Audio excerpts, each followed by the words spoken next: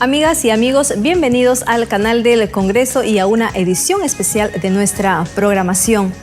Uno de los feriados no religiosos, pero muy significativo en el calendario, sin duda, es el 1 de mayo, fecha en que se conmemora el Día del Trabajo en homenaje a los mártires de Chicago que fueron ejecutados en 1886 por demandar una jornada laboral de 8 horas.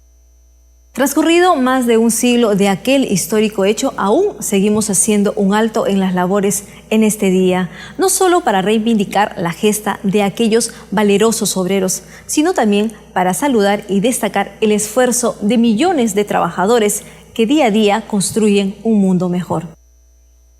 Desde aquí hacemos llegar un fraternal saludo a todas las trabajadoras y trabajadores del Perú y del mismo modo recordar el valor y la gesta de todos los obreros mártires peruanos que lucharon por la reivindicación de los derechos laborales.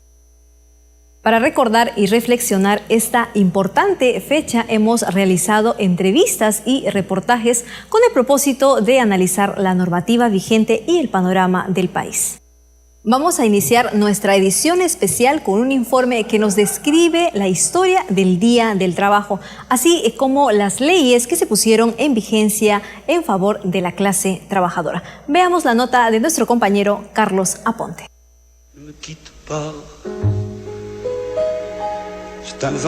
Hace 126 años, en 1886, un grupo de trabajadores de la ciudad de Chicago, Estados Unidos, tras una serie de reclamos no resueltos, se movilizaron en una jornada de protesta demandando a sus empleadores la reducción de 16 a 8 horas de trabajo diario en sus respectivas jornadas laborales.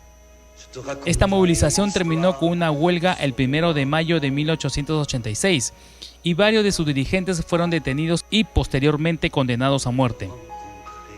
Los obreros sentenciados fueron Engel, Fischer, Parson, Sies, Lin, Fidel, Schwartz y Navy. Los primeros 4 de los nombrados fueron ejecutados en la horca.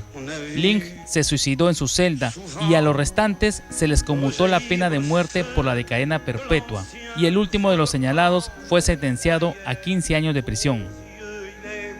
Tiempo después, tras la realización del Congreso Internacional de Trabajadores en julio de 1889 en la ciudad de París, se estableció el 1 de mayo como Día de la Ratificación de los Derechos de los Trabajadores y de reclamos contra las arbitrariedades sociales. En el Perú, en 1896, se desarrolla en Lima el primer Congreso Provincial Obrero, que agrupó artesanos y obreros que reclamaban la jornada de 10 horas de trabajo y el derecho al descanso dominical. En 1904 se inician las protestas por la jornada de 8 horas alentada por los obreros portuarios del Callao y los panaderos del sindicato Estrella del Perú. Recién en el año de 1905 se celebra por primera vez en el país el 1 de mayo como Día del Trabajo. Mario Guamán, secretario general de la Confederación General de Trabajadores del Perú, refirió que el Perú también tiene sus mártires, quienes se inmolaron por lograr un mejor bienestar para la clase trabajadora. Recordó que muchos de los líderes sindicales se enfrentaron a gobiernos dictatoriales, por los que fueron perseguidos, encarcelados y hasta deportados del país. Nosotros tenemos que recordar con mucha unción a estos trabajadores del Mártires de Chicago, pero también a nuestros dirigentes sindicales, anarcosindicalistas, que en el año 1919 hicieron una huelga en Lima y el Callao, paralizaron 3 días y se concretó también en 1919 la jornada de 8 horas.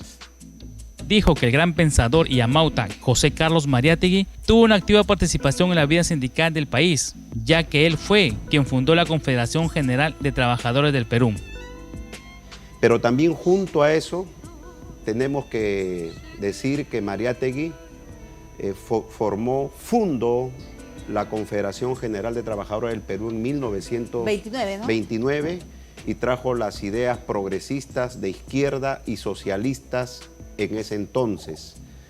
Y jugó un papel también importante en la lucha, en las batallas de la jornada de las 8 horas en el Perú. Pero también de ahí hasta la fecha han habido muchos dirigentes importantes que han dado ejemplo a todos los trabajadores para que se consolide la Confederación General de Trabajadores del Perú, como es el caso de don Isidoro Gamarra, Pedro Wilcatexe, Saúl Cantoral, procedente de la Federación Minera, como también el compañero Horacio Ceballos de los maestros. Cabe señalar que durante el gobierno del presidente José Pardo se dan las primeras leyes en beneficio de la clase trabajadora. Es así que se emiten normas sobre accidentes de trabajo, el trabajo de las mujeres y los menores de edad, el descanso dominical en fiestas cívicas y elecciones. En el siglo XX, los progresos de leyes laborales se fueron incrementando con la promulgación de una serie de leyes en beneficio de los trabajadores para otorgarles derechos de respeto, retribución y amparo social. En la actualidad, según datos estadísticos, el Perú es uno de los países que presenta indicadores de trabajo decente más bajos de la región, a pesar de contar con los mejores índices de crecimiento macroeconómico de América Latina. Los estudios indican que existe inestabilidad, precariedad laboral y desigualdad económica que se mantuvieron o crecieron pese al periodo de crecimiento experimentado entre los años 2002 y 2008. Por ejemplo, el porcentaje de empleo estable, es decir, contratos indefinidos, decayó de 54% a 31% entre los años 1998 y 2007, mientras que el empleo temporal a plazo fijo aumentó de 46% a 69% en ese periodo. Sin embargo, la situación se agrava cuando se echa una mirada a la situación de los derechos sindicales, principal herramienta con que cuentan los trabajadores para mejorar sus ingresos salariales y calidad de vida. Es así que el número de trabajadores sindicalizados, luego de una importante recuperación entre el 2001 y 2007, habría experimentado una caída importante, pasando de 7.1% a 4.5% entre los años 2007 y 2009, y hoy no se superarían las 100.000 afiliaciones. El abogado laboralista Carlos Blancas Bustamante sostuvo que los sucesos de 1886 tuvo un efecto que contribuyó al desarrollo de la formación del sindicalismo en el país. Expresó que los finales del siglo XIX es una etapa en la que se van forjando los primeros sindicatos importantes en el Perú, como la Federación de la Estrella Roja y otros movimientos que en un primer momento tuvieron una influencia anarquista y que con el tiempo fueron evolucionando. En ese sentido, destacó esta fecha como un día de reflexión mundial sobre la importancia del trabajo, los derechos de los trabajadores y la significación que tiene el trabajo en la vida de todas las sociedades. Es una oportunidad para que se haga un balance de lo que en cada país se ha logrado y también de lo que está por hacerse para beneficiar, digamos, a los trabajadores y para contribuir también a que las condiciones de trabajo sean mejores. Blanca sostuvo que antes de 1919, año en que en el Perú se conquistan las 8 horas de trabajo, ya había en el país algo de legislación laboral. A partir de ese momento, expresó, se empieza a desarrollar de manera intensa, constante y acumulativa en cuanto a los beneficios de los derechos laborales en el país. Yo creo que la experiencia histórica demuestra que gran parte de los derechos laborales que hoy día tenemos y aceptamos como algo normal, por ejemplo la jornada de 8 horas, el descanso dominical, las vacaciones anuales, las remuneraciones mínimas vitales y muchas otras semejantes, son en gran parte producto de la lucha de los trabajadores, no de la generosidad o dadivosidad de los gobiernos. Refirió que los cambios en materia laboral se han realizado por el empuje y la propia iniciativa de los trabajadores, en donde el movimiento sindical ha jugado y juega un rol trascendental en el desarrollo del derecho del trabajo en todo el mundo.